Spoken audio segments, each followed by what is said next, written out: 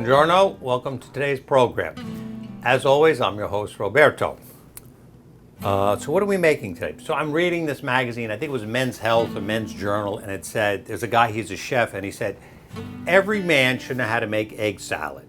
So it's like a basic dish that you should make that's easy to put together. So our program really is about food preparation. I don't eat a lot of different things. I like to eat simple things. I like to eat healthy food. So we have our lean proteins, which is our organic pasture-raised eggs. We have our organic chicken. Our healthy fats is always avocado, olive oil, some coconut oil. I kind of limit it to those things. And our carbohydrates is our fruits and vegetables. Then, of course, we have other items. We have our fermented vegetables we eat. Sometimes have a little bit of mustard. Try and keep everything clean. And I was thinking about this because I always think about what I'm eating and how it's affecting me. People generally ate the same food every day.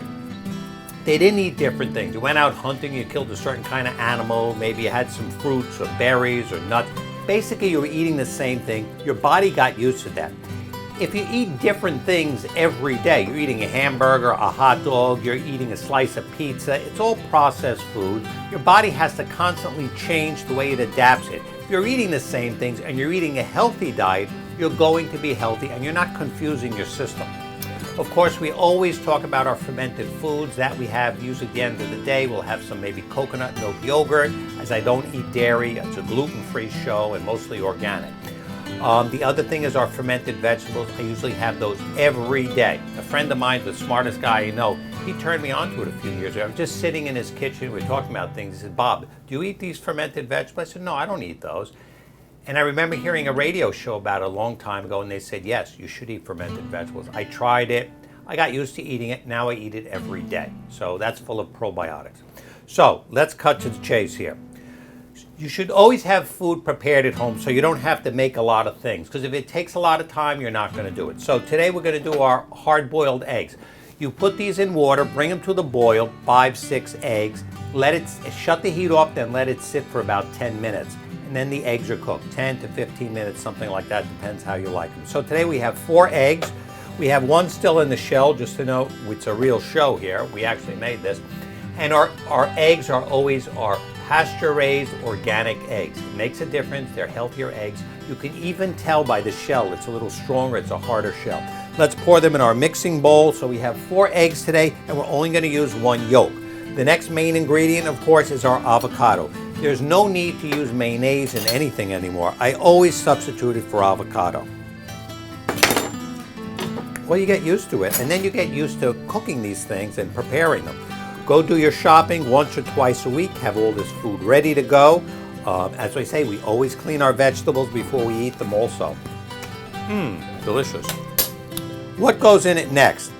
You have to have dill. Dill is one of those herbs. I keep that in a container in my refrigerator. It's always fresh. You can use bottled, but this is better. Depending on how much you like, I'm going to keep the container here because we may want to add a little bit more later on. We have our onion. These are red onions. It has a little bit of a pungent taste. So, well, let's see how much we like. Celery gives it a delicious crunch. Celery also very high in pesticides, so you got to be careful with that. Wash this. Try and eat organic celery and wash it. I like a lot of crunch in mine.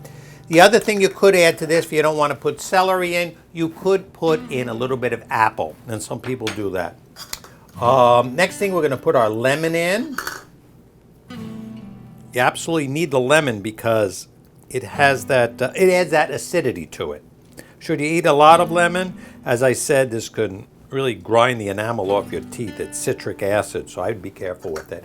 Always brush after you eat anything with citric acid, like citrus fruits. This is our delicious mustard, our Sir Kensington mustard. We're going to put a little bit with our clean spoon here. Should you put a lot? Let's see how much we need.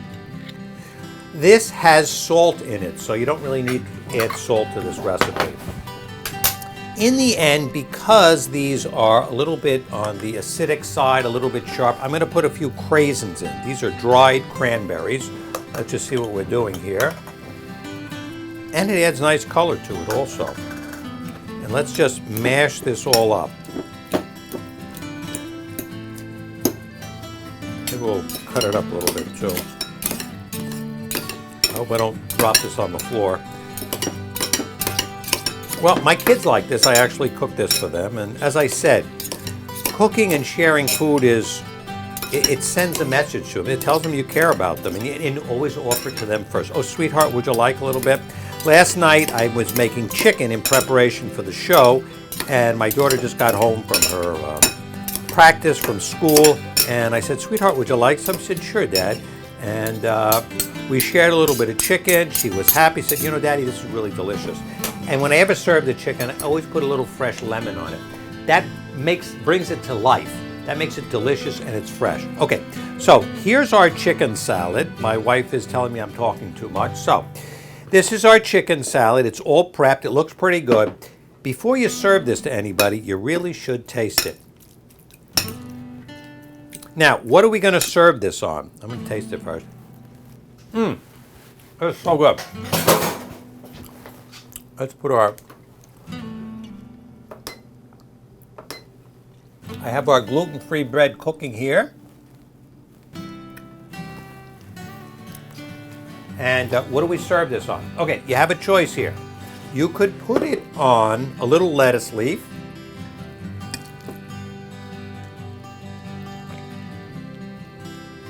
Like that. That looks very nice. Let's put a little craisin on there. That's one way to serve this.